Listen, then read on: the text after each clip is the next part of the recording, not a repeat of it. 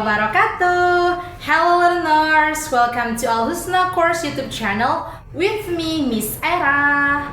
Alright, today's lesson we are gonna learn about question tag.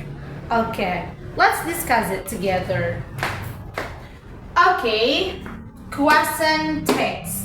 I think some of you have known about question tags. What is exactly question tags, right? Okay, nah, question tag is a short question at the end of a sentence to confirm information and ask agreement. So, the point is, question tag is a short question. Short question at the end of a sentence. Nah, in Indonesia, question tag itu adalah pertanyaan pendek di akhir kalimat. Nah, misalnya kita sering kan dalam kehidupan sehari-hari kita bilang she is a student, right? Kita sering bilang right, itu ya kan? Nah, di dalam bahasa Indonesia itu bisa kita artikan kan atau ya. Nah, contohnya dia lagi makan ya. Dia lagi sedih kan? Nah, ya dan kan itu adalah question tag atau pertanyaan pendek di akhir kalimat. Nah, setelah itu kita akan mengetahui what is the rules of question tag and examples.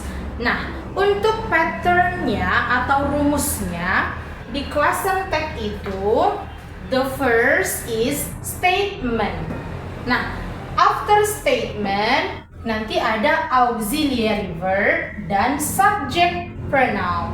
Nah, kita tidak bisa membuat di subject pronoun ini nama seseorang, tapi kita harus pakai subject pronoun. I, you, we, they, she, he, it. Okay, nah, let's jump to the first rules of question tag. The rule 1, nah, sentence after sentence is question tag. Setelah kalimat, maka kita akan menggunakan question tag. Oke, rules pertama, jika sentence-nya meaning-nya positif, maka untuk question tag-nya harus negatif. Oke? Nah, jika sentence-nya negatif atau meaning-nya negatif, maka question tag-nya positif. Oke. Nah, kita lihat di contoh yang pertama. Yang pertama, she is a teacher. Dia adalah seorang guru. Nah, kalau dalam bahasa Indonesia ada question tag-nya, berarti maknanya dia seorang guru kan? Nah, gitu dia. She is a teacher. Nah, kita lihat yang pertama, ini kan maknanya positif, ya kan? Dia adalah seorang guru. Mari kita buat question tag. Nah, coba lihat rumusnya. Yang pertama, kita pakai auxiliary verb. Apa auxiliary verb di kalimat ini? She is a teacher. Auxiliary verbnya adalah is. Maka kita buat di sini is. Oke, lanjut. Ada subject pronoun.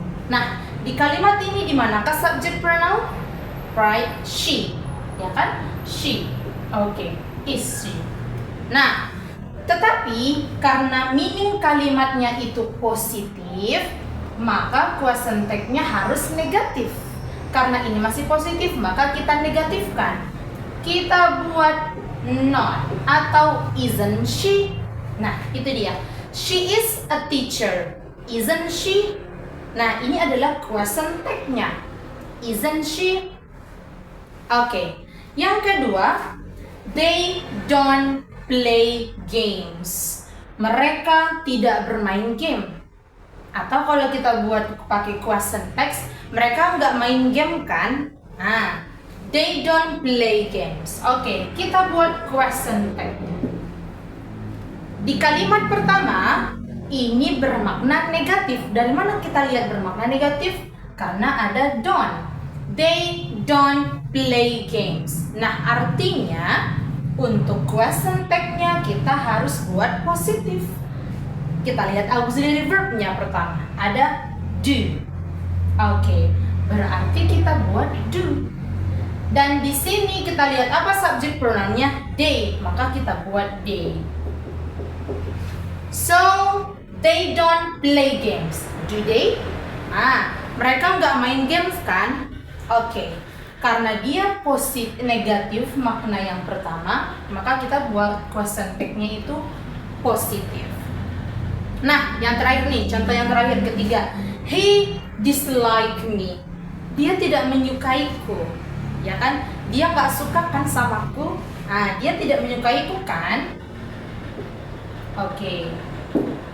Nah, di sini dislike me. Dislike ini kan bermakna simple past tense karena ada verb to. So, what is auxiliary verb in simple past? Auxiliary verbnya adalah did. Maka kita buat did. Oke. Apa subject pronoun-nya? Subject pronoun-nya adalah he. Maka question tag-nya adalah did he. Nah, kenapa di sini did bukan didn't? Karena dislike, tidak menyukai itu kan maknanya sudah negatif.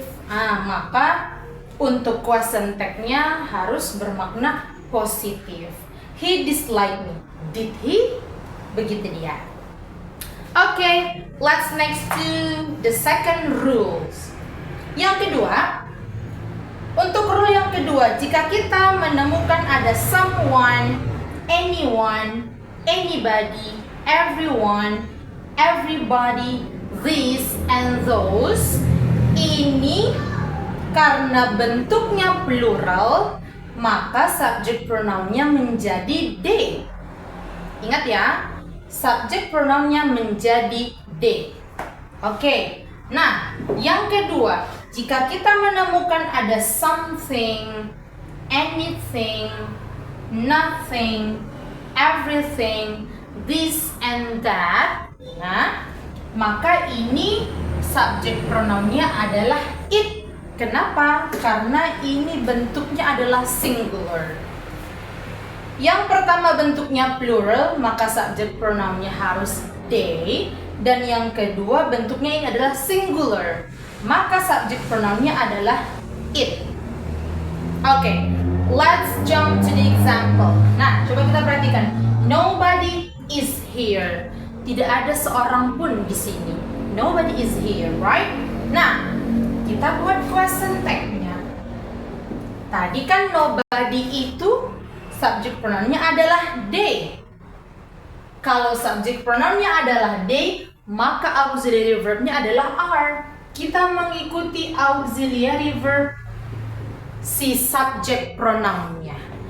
Walaupun di sini is, tapi kita tidak mengikuti is. Kenapa? Karena subject pronoun-nya they, maka kita ikuti apa dia to be